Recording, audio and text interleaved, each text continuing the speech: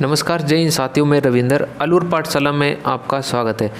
देखिए, राजस्थान के अंदर जितनी भी भर्तियां चल रही हैं, चाहे संविदा बेस पर हो या परमानेंट हो या यानी कि नियमितीकरण वाली वैकेंसी ना हो, कोई भी वैकेंसी को अगर हम बात करें, चाहे सरकारी हो या संविदा बेस पर हो, सब भी तरह की वैकेंसियों पर हम चर्चा करेंगे। लेकिन सबसे ज़्यादा मैं आपको बताऊंगा चिकित्सा विभाग जो भर्ती थी, जो भी आपको फॉर्म भरवाए गए थे और अपडेटिंग आपकी कंप्लीट हो गई थी, उसके बारे में आपकी क्या अपडेट है, वो सारी बातें इस वीडियो के अंदर मैं करूँगा और सारे कुछ डाउट जितने भी आपके हैं उनको मैं इस वीडियो के अंदर बताने वाला हूँ। साथियों, मैं सबसे पहले तो आपको बता दूं कि राजस्थान के अंदर अभी चुनावी माहौल है। 7 अक्टूबर से आपकी आचार संहिता लग गई है। आचार संहिता आपको पता है कि तभी लगती है जब चुनावी माहौल आता है और चुनाव पास में आते हैं। अब आपके 26 अक्टूबर यानी कि 26 नवंबर को आपके क्या हैं, मतदाता हैं, विधानसभा के चुनाव हैं।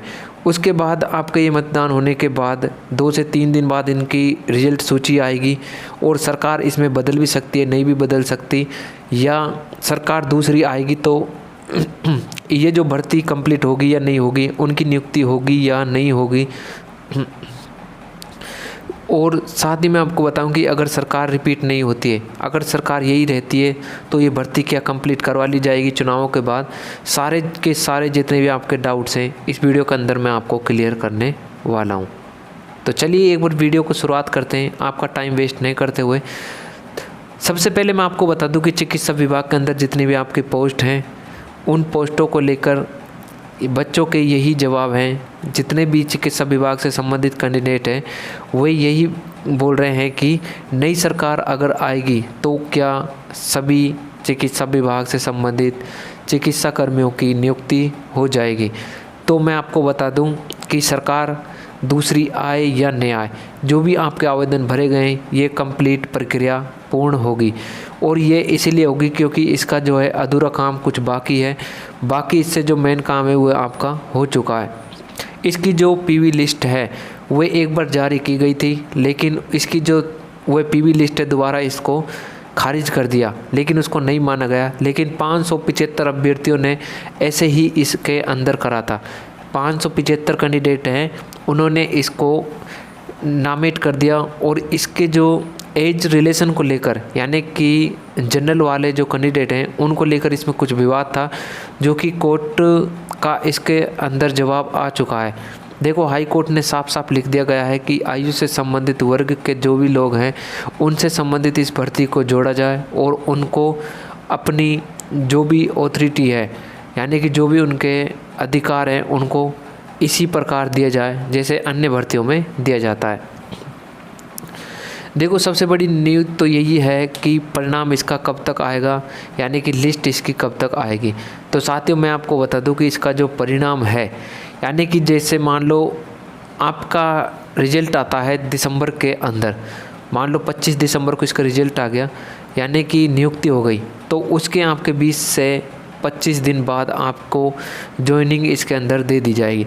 ये बात आपकी बिल्कुल कन्फर्म है। लेकिन बच्चों के डाउट्स यही हैं कि जैसे उपेंद्र यादव जी ने अभी बताया है कि चिकित्सा कर्मियों को चिकित्सा विभाग में संविदा बेस पर जो भी कार्यरत हैं उनको परमानेंट किया जाए, और जो भर्ती अभी चलन में है यानी कि जो रनिंग में है वे जितने भी कैंडिडेट हैं उनको नियुक्ति दी जाए और उसके बाद उनको ज्वाइनिंग जल्दी से जल्दी दी जाए। लेकिन ये बातें हैं, चर्चा हैं, होती रहती हैं, चलती रहती हैं, तो इस बात पर आप बिल्कुल भी ध्यान न दें। बस आपको क्या है कि अपना जो संघर्ष है उसको जारी रखें, क्योंकि ये भर्ती कंप्लीट ज़रूर होगी, 100% होगी। और आपके जो सवाल है वह है कि आपकी जो मतदाता सूची है यानी कि मतदान की जो लिस्ट है परिणाम की, वे आपके 2 से 3 दिन बाद आ जाएगी। 26 नवंबर के बाद जैसे ही चुनाव होंगे उसके 2-3 दिन बाद आपकी ये लिस्ट जारी हो जाएगी।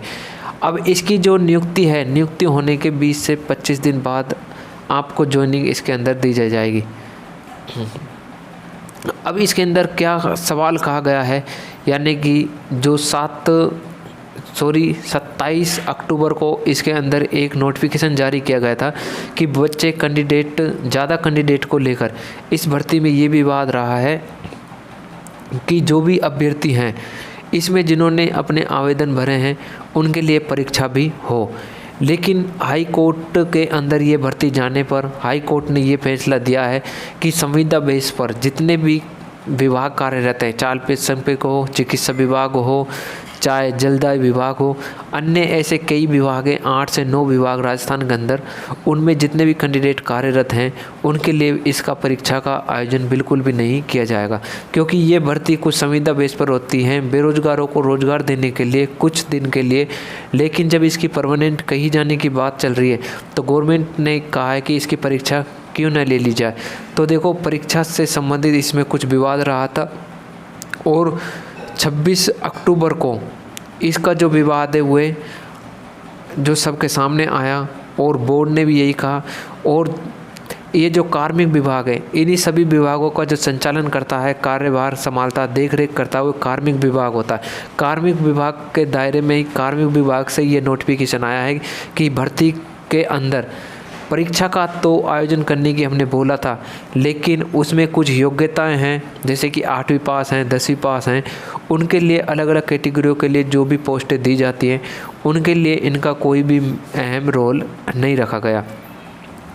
सबसे बड़ी बात तो यह है कि देखो, राजस्थान के अंदर अब जैसे चुनाव चल रहे हैं, आप अन्य कई भर्तियों की तैयारी भी कर रहे होंगे, तो आप उन भर्तियों पर भी ध्यान दें। आपको देखो, ये जैसे कि चिकित्सा विभाग है, इसमें जो भी आपके पास डिग्री है उसके माध्यम से आप इसमें आवेदन तो भर दिए हैं, लेकिन इसकी प्रोसेसिंग कुछ ऐसे ही चल रही है कि किसी को भी समझ नहीं आ रहा। तो आपसे मेरा यही कहना है कि आपको थोड़ा बुरा लगेगा, आप इसके भरोसे न बैठें। जैसे कि महात्मा गांधी संविदा सेवक प्रेरक भर्ती 2023 के लिए अभी वैकेंसी आई 50,000 पदों के लिए, उसमें भी मैंने यही कहा कि फॉर्म तो उसके अंदर भर दिए गए थे, लेकिन उसके अंदर भी परीक्षा नहीं थी, आपको पता है। वह भी परसेंटेज के बेस के आधार पर ही आपको योग्यता दी जाएगी, और जिनके पास कुछ अन्य सर्टिफिकेट्स हैं यानी कि अनुभव वाला, उनको भी पोस्टिंग उससे पहले उनको दे दी जाएगी। लेकिन देखो, वह भर्ती भी अब क्या है, रनिंग में तो है, लेकिन वो अभी इस फिलहाल रुकी हुई है। अब वो रुक गई है तो बच्चे मतलब कि उसी के भरोसे बैठे हुए हैं, और इसको चलते हुए देखो 4 महीने तो ख़राब हो चुके हैं। तो मेरा मानना यही है, जैसे मैंने संविदा बेस यानी कि संविदा सेवा प्रेरक भर्ती के लिए मैंने जैसे बोला था, उसी प्रकार इसी भर्ती के लिए मैं बोल रहा हूँ कि आप ऐसे न बैठें, एक ही भर्ती के लिए न बैठें। और आपको राजस्थान के अलावा नेशनल में जिनको भी रुचि है, चाहे बेल्ट की नौकरी हो, SHGD हो, दिल्ली पुलिस हो, आप सेंटर में भी एक बार जाकर देखिए, क्योंकि आपको पता है कि यहाँ पर टाइम वेस्ट करने से कुछ नहीं होता। यहाँ पर तो भर्ती वेस्ट आती है, उससे पहले ये कोर्ट में चली जाती है, ये बात बिल्कुल सत्य है।